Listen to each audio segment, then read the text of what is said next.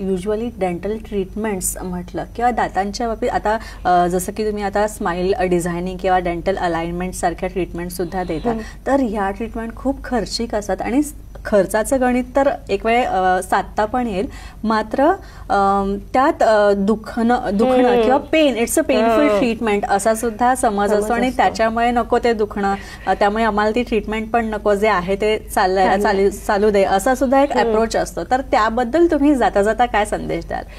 प्रेक्षकांना मला एक, तुम्ही अगदी बरोबर बोलला, त्याबद्दलच एक सांगावंसं वाटेल. पूर्वीच्या काळी ब्रेसेस ट्रीटमेंट करणं हे फार पेनफुल होतं. त्या वायर असतात, त्या टोचतात, कुठे अल्सर्स होता, त्यामुळे त्याला अगदी पेनलेस आणि मी म्हणेल फ्रेंडली ऑप्शन क्रिएट झालेला आहे अलायनर्सचा, की लिटरली कुणालाच अल्सर नाही होत, काढायचे घालायचे, तुम्हाला खाण्यापिण्यावरती रेस्ट्रिक्शन्स नाही आणि कुठल्याही एजला करता येतात. जर आपल्या लाईफमध्ये असं एक असतं ना की माझं स्माईल चांगलं पाहिजे होतं किंवा ही गोष्ट मला इम्प्रूव्ह करायची आहे, ती तुमच्यासाठी तुम्हाला स्वतःलाच करून घ्यायची असते. आणि जर अलायनर सारखी जर ॲडव्हान्स मोडॅलिटी आता अवेलेबल आहे ॲट अफोर्डेबल कॉस्ट, तर त्याचा फायदा नक्की करून घ्यायला पाहिजे, कारण त्याचे पेन बिलकुल होत नाही याचे ॲश्युरन्स मी देऊ शकते.